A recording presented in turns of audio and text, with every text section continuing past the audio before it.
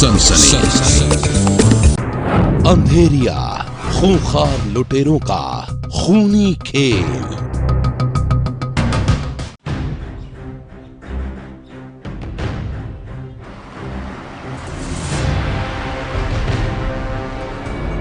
UP के बुलंदशहर में शुक्रवार को मां बेटी के साथ हुई गैंग रेप की कहानी ने हर किसी को दहला दिया है। रात के अंधेरे में पूरे परिवार को निशाना बनाया गया, लूटपाट की गई और मां बेटी के साथ हुआ बलात्कार। इस खौफनाक वारदात के बाद पुलिस ने 3 लोगों को गिरफ्तार किया है और अब खुलासा हुआ है कि लुटेरों का वो गैंग उन खतरनाक लुटेरों का था जिन्हें कहते हैं बावरिया।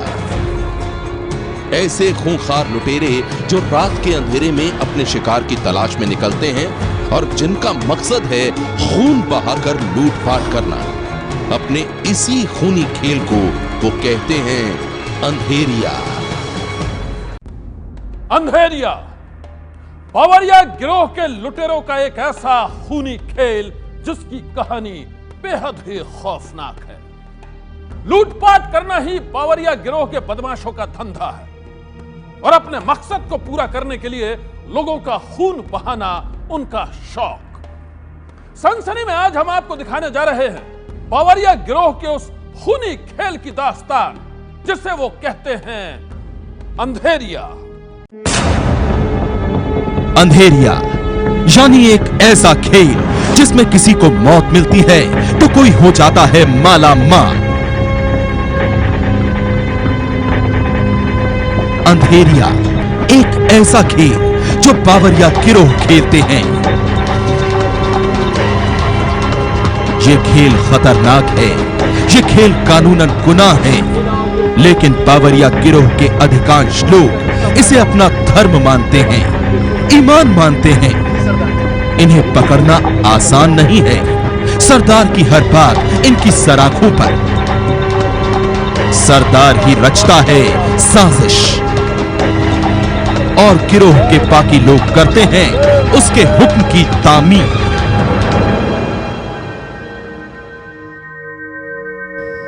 बरसात का महीना और ऊपर से ये अंधेरी रात, ये वक्त हमारे लिए शुभ है।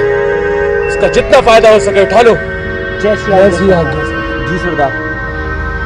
मेहनत में कोई कमी नहीं होनी चाहिए। जो आज्ञा सरदार। लेकिन ध्यान रहे कोई चूके ना। हाँ जैसी आज्ञा जी सरदार। मेरा आशीर्वाद तुम्हारे साथ है। जय मां काली। जय मां काली।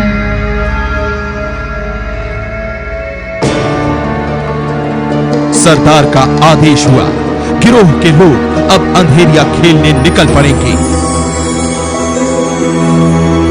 और जब जब भी ये लोग अंधेरिया खेलने निकलते हैं, शहर में कई लोगों की शामत आ जाती है।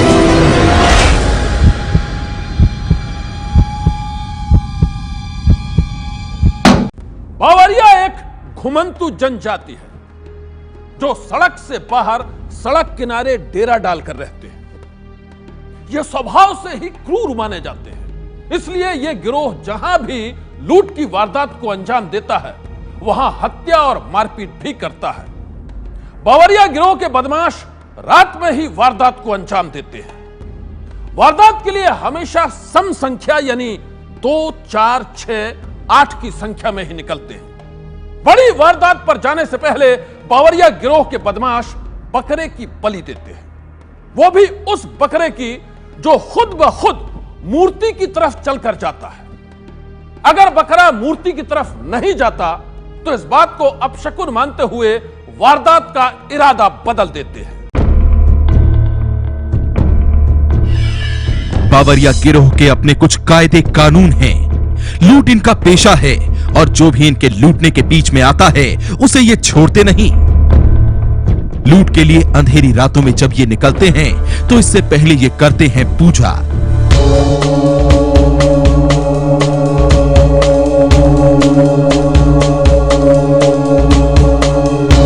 पहले देवी की पूजा और फिर अपने हथियारों की पूजा। इस गिरोह के पसंदीदा हथियार हैं लाठी, डंडे, लोहे की रॉड और दौलतिया।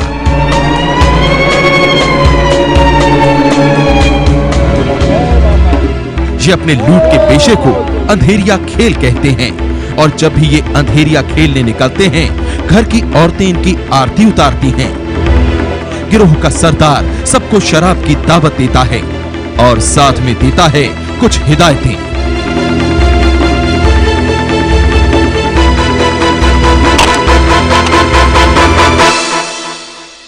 वारदात के वक्त गिरोह कोड भाषा में बात करता है और इतना ही नहीं, ये लोग इतनी तैयारी के साथ आते हैं कि वारदात को अंजाम देते समय अगर एक दूसरे से बिछड़ जाएं तो विशेष प्रकार की आवाज़ें निकालकर एक जगह पर इकट्ठा हो जाते हैं और फिर सुबह होते ही अपने ठिकाने पर पहुंच जाते हैं। अंधेरिया खेलने के लिए जब बावरियों का गिरोह निकलता है तो वो रेलवे ट्रैक या फिर नदी का सहारा लेते हैं। बावरिया गिरोह एक रात में कई किलोमीटर का रास्ता पैदल तय कर लेते हैं। गिरोह के सदस्य बस या ट्रेन का इस्तेमाल कम ही करते हैं। इसका कारण ये है कि पैदल रेलवे ट्रैक पर चलने से वो किसी की नजरों में नहीं चढ़ पाते। उनके निशाने पर होते हैं वो घर जो शहर के बाहरी हिस्से में बने होते हैं। नदी नाले के किनारे बने मकान भी उनके निशाने पर होते हैं।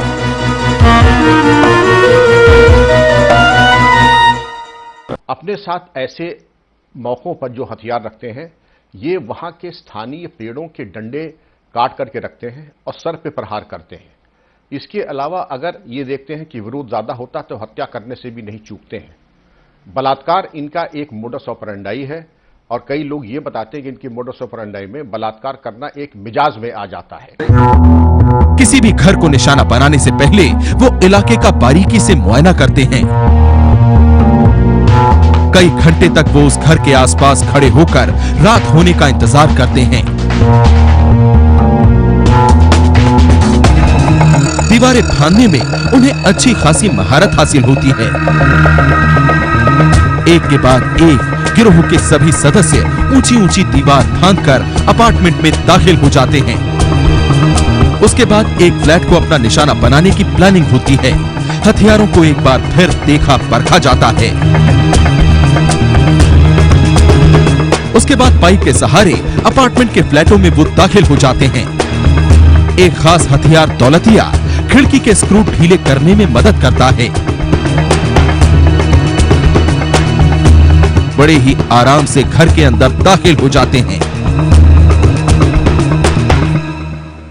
बदन पे तेल मल करके घरों में आक्रमण करते हैं। पहले रेकी करते हैं, रेकी करने के बाद आक्रमण करते हैं और आक्रमण करने पे इनकी एक विशेषता ये है कि केवल ये करेंसी और ज्वेलरी ले जाते हैं।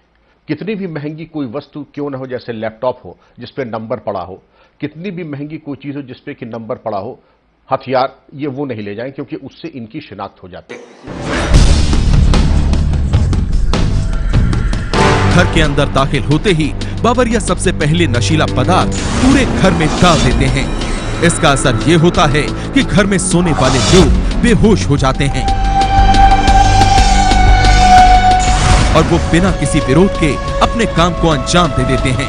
अक्सर सोते हुए लोगों को अपने देसी हथियारों से ये पीट पीट कर मार डालते हैं। गिरोह के सदस्य तब तक मासूमों को पीटते रहते हैं जब तक कि वो दम न तोड़ दें। घर के किसी एक सदस्य को मौत की नींद सुलाने के बाद वो पूरे घर में रखे कीमती सामान पर हाथ साफ कर देते हैं। लेकिन जाने से पहले वो अपना एक और रीति रिवाज नहीं भूलते। घर में खून खराबा और लूटपाट करने के बाद वो घर की रसोई में दाखिल होते हैं और किचन में पका पकाया जो मिलता है उसे ये चट कर जाते हैं।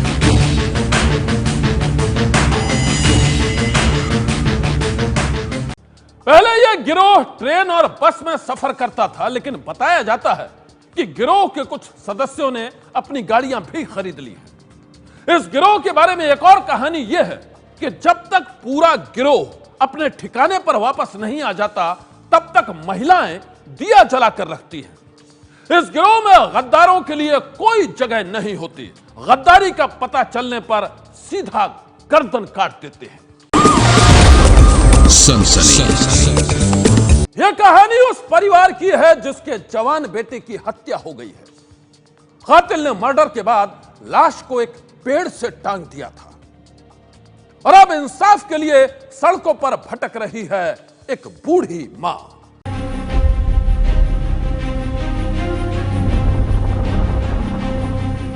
अपने जवान बेटे के कत्ल के बाद इंसाफ के लिए सड़कों पर भटकती इस मां की कहानी सुनेंगे तो आपकी आंखें भी नम हो जाएंगी। जिस बेटे को इस मां ने बड़े नाजों से पाला था, जो बेटा इसकी एकांत जिंदगी का सबसे बड़ा सहारा था, किसी ने उसी की हत्या कर दी है। और अब ये बूढ़ी और लाचार मां इंसाफ के लिए दर दर ठोकरें खा रही है। 8 महीने से ये इसी तरह सड़कों पर भटक रही है। पुलिस के आला अफसरों के सामने गुहार लगाते लगाते इसकी जुबान थक कर खामोश हो गई है।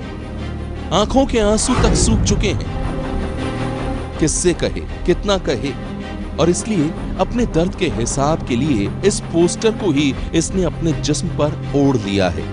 ये हर दिन इसी तरह पुलिस के आला अफसरों से मिलती है, उनके सामने अपने गहरे दर्द का इजहार करती है।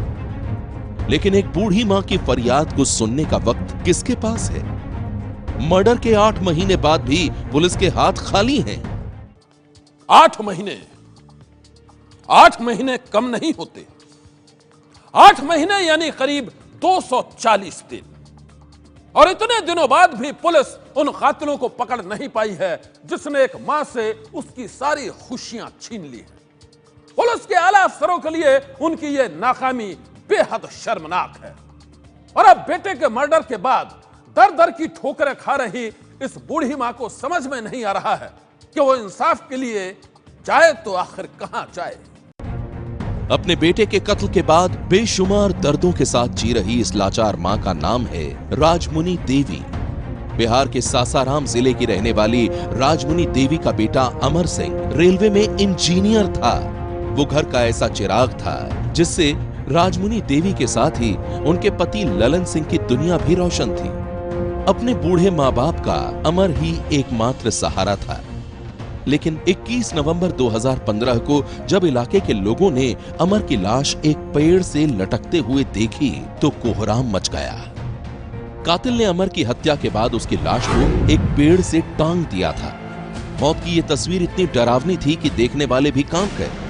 और जब हत्या की यह खबर अमर के बूढ़े मां बाप को मिली तो वो फूट फूट कर रो पड़े। राजमुनि देवी का आरोप है कि अमर की हत्या उसकी पत्नी मीनू के इशारे पर ही हुई है। बकौल राजमुनि देवी, मीनू और उसके जीजा के बीच नाजायज रिश्ते थे। दोनों साथ ही रहते थे। राजमुनि देवी के मुताबिक उनका बेटा अमर दोनों के इस नाजायज रिश्ते का विरोध करता था और इसी बात से खफा होकर मीनू ने अपने जीजा के साथ मिलकर अमर की हत्या करवा दी। पकड़ा कर मरवा के इस विजन कॉलेज में टंगवा दी। हाँ, शक नहीं खे, एकदम मरवाले बाड़ी जा 5 आदमी। राजमुनि देवी का आरोप है कि अमर की हत्या में अमर की पत्नी मीनू और उसके जीजा के साथ ही भाड़े के कुछ कातिल शामिल हैं। राजमुनि देवी के मुताबिक इस बात की शिकायत वो पुलिस के आला अफसरों से कई बार कर चुकी है, लेकिन इसके बाद भी आरोपियों के खिलाफ कोई कार्रवाई नहीं की गई। आरोपी अब भी आजाद घूम रहे हैं। वहीं इस मामले में पुलिस के आला अफसरों का कुछ और ही कहना है। बहुत से व्यक्तियों का नाम दिए गए थे, लेकिन अनुसंधान के क्रम में उन लोगों का अभी तक कोई घटना में संलिप्तता अभी तक के अनुसंधान से उजागर नहीं हुई है। यदि बाद के अनुसंधान से संलिप्तता होगी तो जो भी है आवश्यक कानूनी कार्रवाई की जाएगी। सुना आपने इलाके के डीआईजी साहब क्या कह रहे हैं। उनका कहना है कि अपने बेटे के कत्ल के बाद राजमुनि देवी ने जिन पर कत्ल का आरोप लगाया था उनके खिलाफ कोई सबूत नहीं मिले हैं, इसलिए पुलिस ने नामजद आरोपियों के खिलाफ कोई कार्रवाई नहीं की। ऐसे में अब सवाल यह है कि राजमुनि देवी के बेटे अमर की हत्या में अगर उसकी पत्नी मीनू और उसके जीजा का कोई हाथ नहीं है तो फिर अमर का कत्ल किसने और क्यों किया?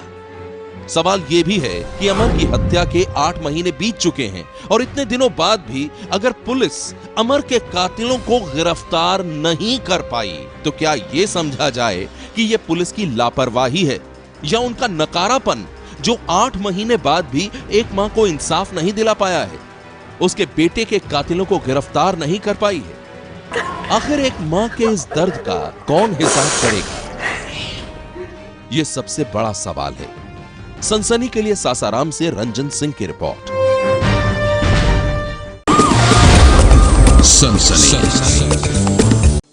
यूपी के बागपत में भोलेनाथ के कुछ भक्तों पर कुछ बदमाशों ने किया है हमला। आरोप है कि हमला पत्थर, बम और गोलियों से किया गया और अब हमले की इस कहानी से दहशत में हैं भोलेनाथ के भक्त। जलती गाड़ियां, दर्द से करहाते भक्त और तफ्तीश में जुटी पुलिस। ये तस्वीरें यूपी के बागपत जिले की हैं, जहां कांवड़ ले जा रहे भोलेनाथ के भक्तों पर कुछ बदमाशों ने किया है हमला।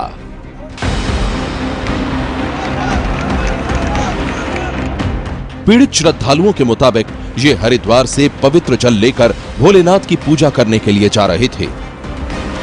काफिला जब बागपत के काठा गांव पहुंचा तो कुछ लोग रास्ते पर खड़े नजर आए। इन लोगों ने उनसे साइड देने को कहा और इसी बात पर वो लोग भड़क गए। उन लोगों ने पत्थरों के साथ ही गोलियां बरसानी शुरू कर दी और फिर देखते ही देखते कई श्रद्धालु घायल हो गए। हमले की यह खबर जब पीछे से आ रहे कांवड़ियों के दूसरे जत्थे को लगी तो वो भी मौके पर पहुंच गए और फिर हमला करने वाले बदमाशों की तलाश की जाने लगी। इसी बीच कुछ लोगों ने तोड़फोड़ के साथ आगजनी करनी भी शुरू कर दी। कांवड़ ले जा रहे भोलेनाथ के भक्तों पर हमले की यह खबर जब पुलिस के आला अफसरों तक पहुंची तो हड़कंप मच गया। पुलिस की एक टीम फौरन ही मौके पर जा पहुंची और फिर किसी तरह मामले को शांत किया गया। पुलिस का कहना है कि श्रद्धालुओं की शिकायत पर उचित कार्रवाई की जाएगी। बता रहे हैं रास्ते में कोई गाड़ी अड़ी हुई थी, उसको हटाने को लेकर आपस में झगड़ा हुआ है। इनकी पूरी बात हमने सुन ली है। जो ये बता रहे हैं इनकी शिकायत का निस्तारण कराया जा रहा है और इस मामले में पूरा अब आगे कार्रवाई की जाए। श्रद्धालुओं की शिकायत पर अब पुलिस हमला करने वाले बदमाशों की तलाश कर रही है। वहीं कांवड़ यात्रा के दौरान भोलेनाथ के भक्तों पर हमले की इस खबर ने दूसरे भक्तों को भी डरा दिया है।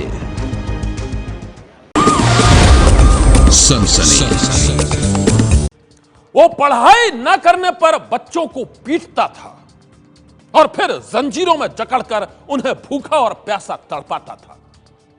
चौंकिए मत, यह कहानी किसी तालिबानी टीचर की नहीं है। यह कहानी एक मदरसे में पढ़ाने वाले शैतान टीचर की है।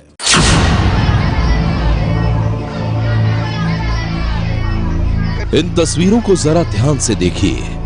इन धुंधली तस्वीरों में छुपी है एक ऐसे बेरहम टीचर की कहानी जिससे हर कोई सन्न रह जाए।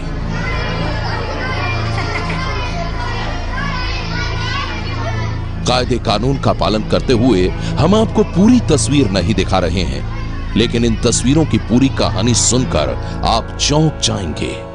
जी हां, ये कहानी एक ऐसे बेदर्द टीचर की है जो बच्चों को पढ़ाई न करने पर उन्हें जंजीरों में जकड़ देता है।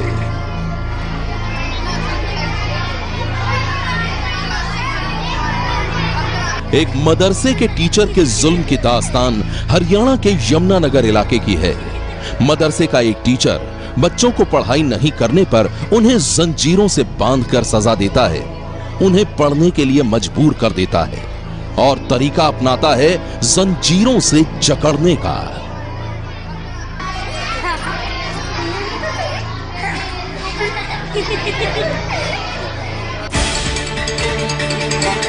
मदरसे की चार दीवारी के पीछे जुल्म की कहानी का खुलासा तब हुआ जब इस मासूम बच्चे के पिता अचानक से मदरसे पहुंच गए। बच्चे के पिता ने वहां जो नजारा देखा तो सन्न रह गए।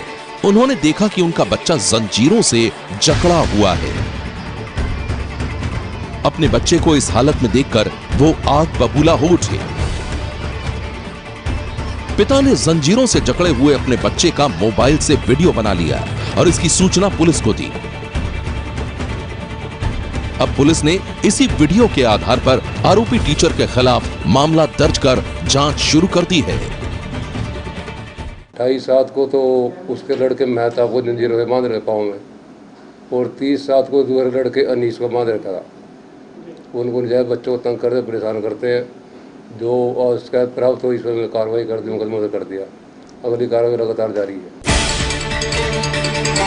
मदरसे में बच्चों को इस्लामिक तालीम के साथ ही आपसी भाईचारा, प्रेम और खुदा की इबादत सिखाने का काम किया जाता है, लेकिन यमुनानगर में बेरहम शिक्षक की जो कहानी सामने आई है उससे हर किसी का कलेजा कांप उठा है। क्या एक मासूम बच्चे को पढ़ने के लिए मजबूर करने का यह तरीका जायज है? यही सवाल सभी के मन में उठ रहा है।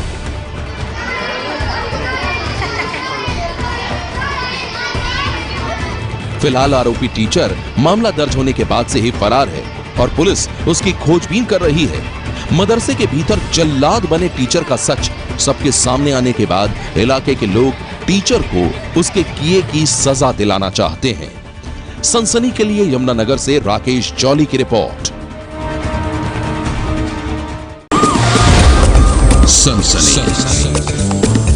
सनसनी में अब कहानी उन लड़कों की जो मौज मस्ती के लिए मौत से खेलते हैं। 50-60 फुट ऊपर से नीचे पानी में कूदते हैं। कौन है खतरों से खेलने वाले वो लड़के, अब आप ये भी देख लीजिए।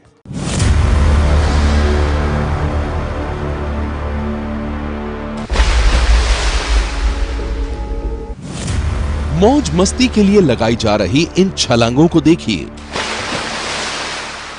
करीब 50 से 60 फुट ऊपर से लगाई जा रही है ये छलांग। ये जानलेवा भी हो सकती है, लेकिन इस बात से बेखबर ये लड़के करतब दिखा रहे हैं। कभी मौज मस्ती के लिए तो कभी आपस में दांव लगाकर छलांग लगाते ये लड़के पर्यटक हैं। दिल दहला देने वाली ये तस्वीरें रायसेन के प्राचीन किले पर आए पर्यटकों की हैं। बारिश की वजह से किले के पास बने जलाशय में इन दिनों पानी भर गया है और इसी जलाशय में यहां घूमने आए ये पर्यटक स्टंट दिखा रहे हैं।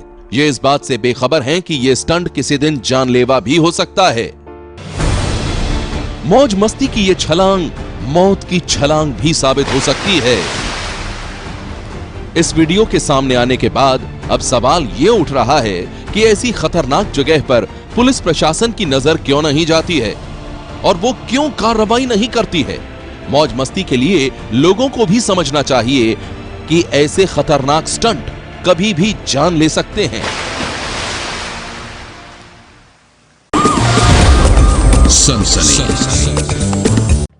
उस लड़की को अपने पड़ोसी पर बेहद यकीन था।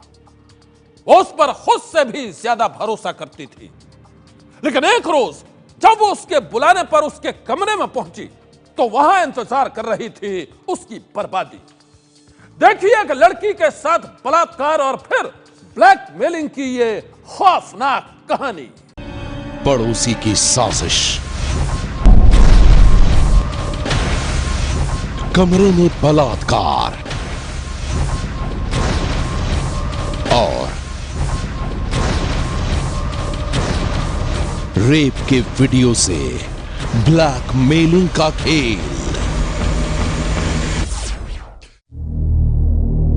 ये सनसनीखेज घटना है यूपी के बिजनौर की, जहां एक नाबालिग लड़की के साथ बलात्कार की कहानी ने हर किसी को डरा दिया है।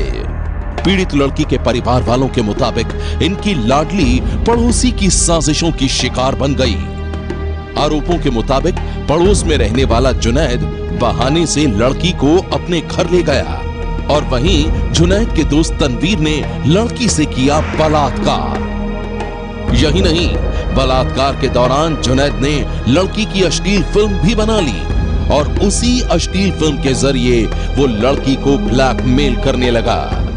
लगाते हुए को बुला के ले गया और फिर उसे घर में बंद किया और 2 चपत भी मारे उसने और चपत मार कर उससे बोला दूसरे लड़के से कि ये शोर मचा गया, कुछ करेगी तो तू भी मारिए। फिर भी उसने शोर मचाया, उसके दूसरे भाई को उठाया, सो रहा था वो वहीं बैठक में। फिर इन्होंने फिल्म विल्म जो भी बनवाई, जैसे भी क्या होगा इस तरह से करा उसने। पीड़ित लड़की के परिवार वालों के मुताबिक बलात्कार और ब्लैकमेलिंग की सनसनीखेज वारदात का जब खुलासा हुआ तो एक पंचायत बुलाई गई, लेकिन उन्हें इंसाफ नहीं मिला। आरोपी जुनैद को 5 जूते मारकर मुर्गा बनाकर छोड़ दिया गया। ऐसे में इंसाफ के लिए अब पीड़ित परिवार ने पुलिस से गुहार लगाई है। पुलिस का कहना है कि पीड़ित परिवार की शिकायत पर मामला दर्ज कर लिया गया है और आरोपियों की तलाश की जा रही है। इसके पड़ोस में एक लड़का जुनैद रहता है। जुनैद और उसके साथ एक साथी ने इस लड़की के साथ गलत काम किया। इस संबंध में थाना सेवहारा पे अभियोग पंजीकृत है। पीड़िता को मेडिकल के लिए भेजा गया है।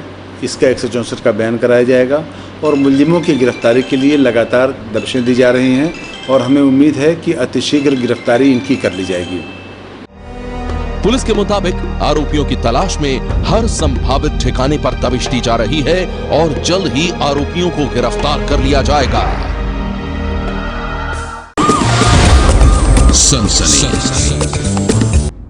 क्या आतंकी संगठन आईएस के इशारे पर चल रहा है भारत में धर्मांतरण का खेल?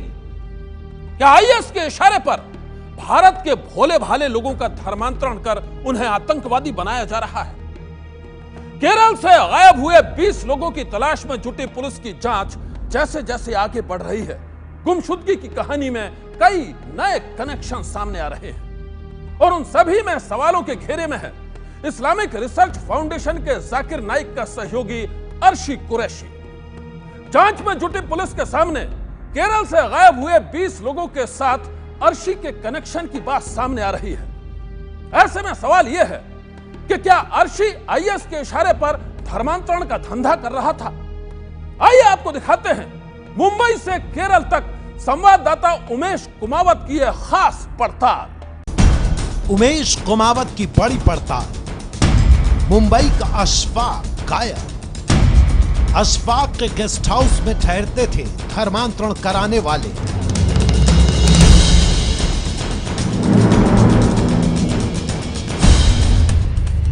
अर्शी कुरैशी धर्मांतरण कराने वालों को ठहराता था। जाकिर की संस्था आईआरएफ में काम करता था अर्शी कुरैशी।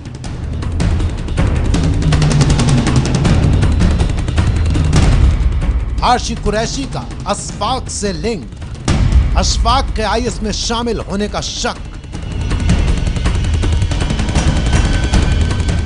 धर्मांतरण का आईएस कनेक्शन। धर्मांतरण करना कानूनन अपराध नहीं है, फिर क्यों जाकिर नाइक की संस्था जांच के घेरे में है? क्यों जाकिर नाइक की संस्था के लिए काम करने वाले अरशद कुरैशी को केरल पुलिस ने गिरफ्तार किया है? क्या अरशद कुरैशी केवल धर्मांतरण करवाता था या फिर आईएसआईएस के लिए रिक्रूटमेंट करवाता था? क्या है वो कड़ी जो आईएसआईएस से जुड़ती दिख रही है और जिसकी जांच चल रही है? आज करेंगे उसी कड़ी की पड़ताल।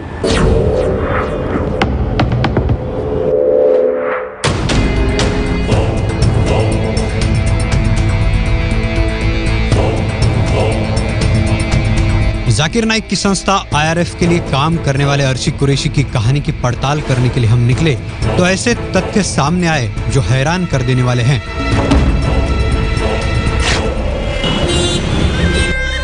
दक्षिण मुंबई का भीड़-भाड़ वाला इलाका, इसी इलाके में वो कड़ी है जो केरल पुलिस और महाराष्ट्र एटीएस के लिए अर्शी कुरैशी के मामले में सबसे अहम है। सूत्रों के मुताबिक ये कड़ी अर्शी कुरैशी का कनेक्शन उन लोगों के साथ उजागर करती है जो केरल से लापता हुए और जिन पर आईएसआईएस में शामिल होने का शक है।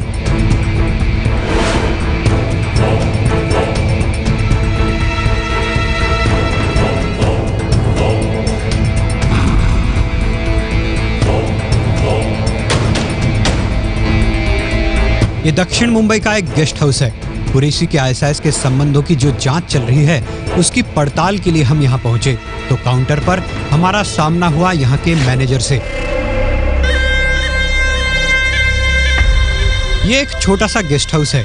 बाहर से मुंबई में आने वाले लोग यहाँ ठहरते हैं। रूम कैसा है? रूम यहाँ पे कितने आदमी हैं? 2। एसी में चाहिए नॉन एसी में? एसी में चाहिए। 3 कैटेगरी का रूम अपने पास है जिसमें एक कैटेगरी फुल है, बाकी 2 कैटेगरी खुला हुआ। स्टैंडर्ड रूम मतलब? स्टैंडर्ड रूम फुल मतलब? फुल बोले तो पैक है, मतलब लग चुका है। स्टैंडर्ड अभी खाली है, सुपर डिलक्स खाली है। ठीक है, स्टैंडर्ड रूम एसी में आपको 1300 रुपया पड़ेगा और सुपर डिलक्स रूम आपको 1700 रुपया पड़ेगा। दोनों रूम में बहुत अंतर है। दिखा दो भाई दोनों रूम।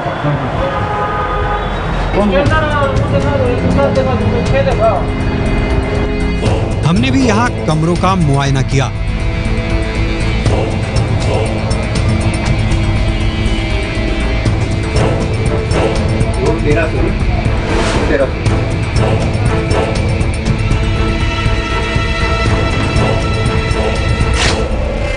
अब हम आपको बताते हैं इस गेस्ट हाउस की हकीकत। ये गेस्ट हाउस किसका है, लेकिन उससे पहले हम आपको बता दें कि यहाँ केरल पुलिस और महाराष्ट्र एटीएस की जांच चल रही है। वाले के पास गया, ठीक, एटीएस वाले के पास गया, तो केरला से शायद गया, यहाँ के एटीएस वाले, लेकिन केरला से भी बीच में एटीएस वाले आ गए, मालूम नहीं, ठीक है ना, एटीएस वाले के पास गया। ये मैनेजर जिनकी एटीएस के पास जाने की बात कर रहा है वो है इस गेस्ट हाउस के मालिक। ये गेस्ट हाउस अशफाक के पिता का है। अशफाक इस गेस्ट हाउस को चलाया करता था। कौन है अशफाक? अशफाक उन 20 लोगों में से एक है जो केरल से गायब हुए हैं और इन लोगों पर आईएसआईएस में शामिल होने का शक जताया जा रहा है। ये गेस्ट हाउस उसी के पिता का है जो अशफाक चलाया करता था। उसके गायब होने के बाद यहाँ एटीएस ने सबसे पूछताछ की है, यहाँ के मैनेजर से भी। एटीएस वाले ने हमसे यही पूछा कि मतलब कि अशफाक भाई को जानते हो, ये वो, मतलब कि उनका कैसा नेचर था, कितना दिन से काम किए हो। हम बोले इतना दिन से सर काम किए हैं और अशफाक भाई को मैं जानता हूँ लेकिन ना के बराबर। बोले तो कि 22 तारीख को मैं आया तो इनके फादर और अशफाक भाई दोनों आदमी ने मेरा इंटरव्यू लिया, मतलब पूछा, बराबर। और 23 तारीख को मतलब 22 को मैं चला गया दूसरे होटल, ठीक है। और उसके बाद 23 तारीख उसके बारे में नहीं पूछा, बाकी लोग रहे थे क्या यहाँ पे, मेरी वगैरह, वो सब के बारे में पूछा, खाली अशफाक के बारे में पूछा। हाँ, वो मतलब कि पूछे थे हाँ कि कैसा था ये सब। हम बोले सर जी मैं हमारी और अशफाक भाई की जो बात हुई मुश्किल से 2 या 5 मिनट। वो अशफाक यहाँ रहता ही नहीं था ना, अब यहाँ वो तो केरला में रहते थे ना। यहाँ रहते थे कि नहीं रहते थे वो तुमको भी क्या मालूम, क्योंकि 23 तारीख को मैं आया और 23 या 24 तारीख को शायद अशफाक भाई वो चले गए। ये शख्स गेस्ट हाउस का मैनेजर है। हम इसका चेहरा आपको इसलिए नहीं दिखा रहे हैं क्योंकि इस मामले में इसका कोई लेना देना नहीं है। इसकी एटीएस पूछताछ कर चुका है। साथ ही इस गेस्ट हाउस का नाम भी इसलिए नहीं दिखा रहे हैं क्योंकि अशफाक के घर वालों का इसमें कोई कसूर नहीं। वो तो बेटे के इस कदम की वजह से ऐसे ही परेशानी झेल रहे हैं। लेकिन ऐसी क्या बात है जो अर्शी कुरैशी को इस गेस्ट हाउस से जोड़ती है? अर्शी पर आरोप है कि उसने 4 लोगों को धर्मांतरण के लिए मुंबई लाया था। मुंबई आने के बाद इन 4 लोगों को दक्षिण मुंबई के एक गेस्ट हाउस में रखा गया। ये गेस्ट हाउस दक्षिण मुंबई के काफ़ी भीड़ भाड़ भरे इलाके में है। ये 4 लोग यहीं पर रहे और ये गेस्ट हाउस किसी और का नहीं, अशफाक का था।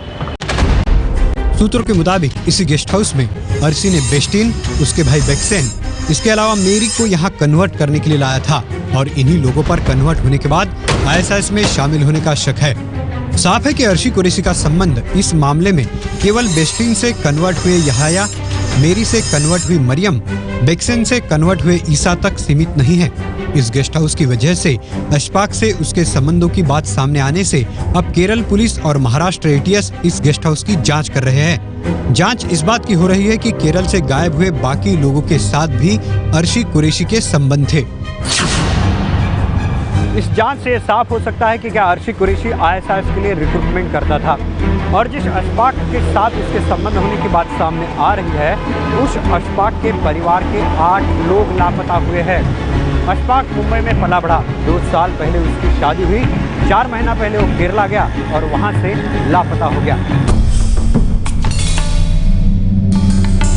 केरल के कासरगोड में यह है अशफाक की मौसी का घर और यह है अशफाक के मौसा अब्दुल रहमान। इस शख्स पर तो जैसे दुखों का पहाड़ गिर गया है। अब्दुल रहमान के 2 बेटे, बेटों की 2 पत्नियां, साथ में एक पोता, इसके अलावा अशफाक, उसकी पत्नी और एक छोटा बच्चा, यानी इनके परिवार के कुल 8 लोग लापता हैं और जांच चल रही है कि ये सब आईएसआईएस में शामिल हुए हैं। लोगों मैसेज आया था, दूसरा उसका भाई का एक मैसेज आया था, हम लोग को बहुत दूर गया हुआ है, ऐसा करके मैसेज आया। अशफाक के मौसा अब्दुल रहमान के बेटे पढ़े लिखे थे। लापता हुए लोगों में अब्दुल रहमान का बड़ा बेटा डॉक्टर एजाज, उसकी पत्नी रिहाइला, उसका 2 साल का एक बेटा, इसके अलावा दूसरा बेटा शिहाज जो मैनेजमेंट का छात्र था, उसकी पत्नी अजमला जो फिजियोथेरेपिस्ट है, इसके अलावा उनका भांजा अशफाक जो मुंबई में गेस्ट हाउस चलाता था। अशफाक की पत्नी शमशिया और अशफाक का छोटा बेटा भी लापता है। ऐसे कुल मिलाकर 8 लोग लापता है। आप ही सोचिए इस बुजुर्ग पर क्या बीती है। पुलिस इन्वेस्टिगेशन में क्या पता चला, कुछ बोले? पता चलता है भाई, समझे यही है। अभी बॉम्बे में उधर है, उधर से उधर गए नहीं, मालूम नहीं, कोई गया बोलता है, कोई गया नहीं बोलता है। एग्जैक्टली कुछ मिला नहीं अभी तक। केरल पुलिस और महाराष्ट्र एटीएस अब इस बात की जांच कर रही है कि अगर अशफाक के साथ अर्शी कुरैशी के संबंध थे तो इन 8 लोगों के बाहर जाने के बारे में वो क्या जानता है। इससे पहले अर्शी के बारे में एबिन पुलिस में शिकायत कर चुका है। एबिन का कहना था कि उसकी बहन मेरी को जबरदस्ती मरियम में कन्वर्ट किया गया और उसे इसके लिए मुंबई लाया गया था। मेरी बेक्सन और बेस्टिन को जब कन्वर्ट करने के लिए मुंबई लाया गया तब अर्शी ने उन्हें 4 से 5 जगह पर रखा था। एक था अशफाक का गेस्ट हाउस, दूसरी थी मुंबई की एक मस्जिद, तीसरी जगह थी जो आरोप है कि वो था IRF का डोंगरी का दफ्तर, और चौथा था अर्शी का खुद का नवी मुंबई का घर। उसके इस घर की पड़ताल करने के लिए हम पहुंचे नवी मुंबई।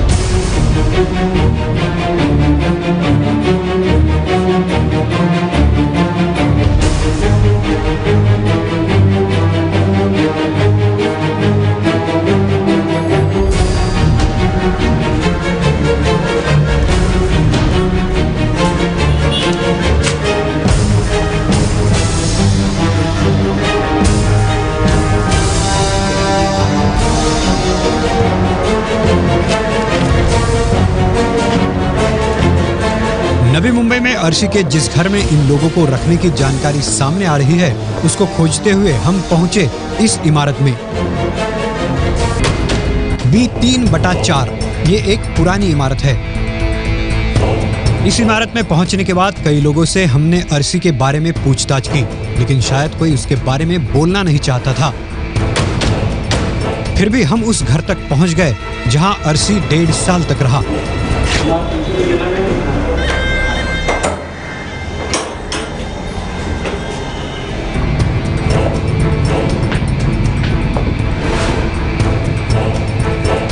अभी बैचलर रहते क्या हैं?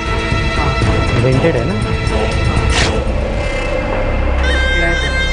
नवी मुंबई के सेक्टर 2 में ये वो घर है जहां पर अर्शी कुरैशी उस वक्त रहा करता था। और पुलिस सूत्रों की जो जानकारी है उसके मुताबिक एबिन, मेरी और बेस्टिन यहीं पर आए थे और उनको उसने यहाँ पर रखा था। इसके बाद मुंबई के कुछ जगहों पर, अलग अलग जगहों पर उनको रखा गया। ये एक छोटा सा 1 बेडरूम किचन जैसा मकान है। लोगों को यहाँ इस बात की जानकारी है कि अर्शी की गिरफ्तारी हो चुकी है, लेकिन कैसा था अर्शी, इसके बारे में हमें यहाँ कुछ ऐसी जानकारी मिली जिसे सुनकर हम चौंक गए। तो उसने क्या बोला है कि गणपति में तुमने क्यों हिस्सा ले रहे हो?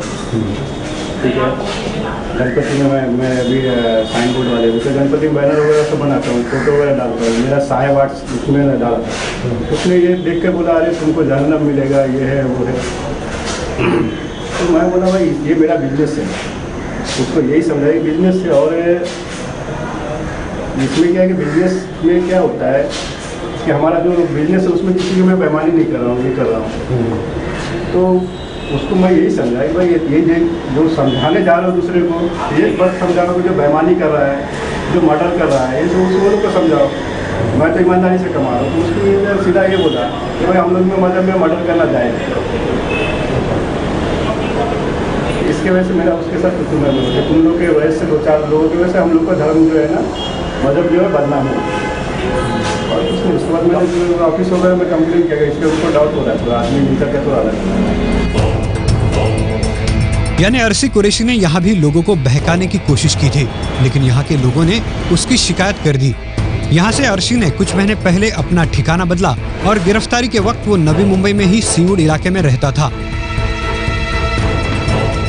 अर्शी के इन संबंधों के अलावा केरल से जो 20 लोग लापता हुए हैं, उनके मामले में एक जगह का नाम बार बार सामने आ रहा है और वो है श्रीलंका।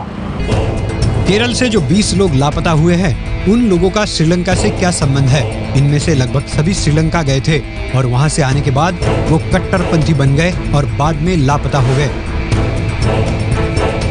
ज़्यादा इस्लाम के बारे में जानने के लिए, वो पढ़ने के लिए जा रहे हैं। अभी श्रीलंका में हम जा रहे हैं करके ऐसा पहले बोलता था, लेकिन अभी देखो वो गया, किधर गया, कहाँ पे पहुंचा नहीं मालूम। इसका वजह से हम यहाँ आके कंप्लेंट दे दी। लेकिन ये जो खबरें आ रही है कि ISIS ज्वाइन किया होगा या ऐसा कुछ, इसमें आपका क्या कहना है? कुछ हमें कुछ मालूम नहीं है, क्योंकि ISIS में ज्वाइन किया या ये हमारे कोई ये नहीं है, हमने कुछ नहीं बोला। देखो ये अगर हमने बोला है अगर ISIS में वो ज्वाइन किया तो हमें बेटा नहीं चाहिए, उसका बॉडी भी हम देखने के लायक नहीं है। देखो इंडिया के बारे में हम लोग बहुत अच्छी तरह है, इंडिया वो पसंद नहीं करते तो हम उसको पसंद नहीं करते। एजेंसियों को शक है कि श्रीलंका में एक जगह इन लोगों को रखा गया था और इन्हें वहीं पर कट्टरपंथी बनाया गया। शक है कि विदेशों से लोगों ने आकर इन्हें वहां कट्टरपंथी बनाया। इन्हें श्रीलंका इसलिए भेजा गया क्योंकि श्रीलंका जाने पर किसी को शक नहीं होता। लेकिन अब अर्शी कुरैशी केरल पुलिस के कब्जे में है और इस मामले में और कई खुलासे हो सकते हैं।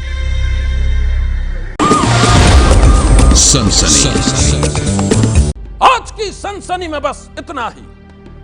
आप रहिएगा होशियार, सन्नाटे को चीरती सनसनी फिर देगी दस्तक आपकी दहलीज पर।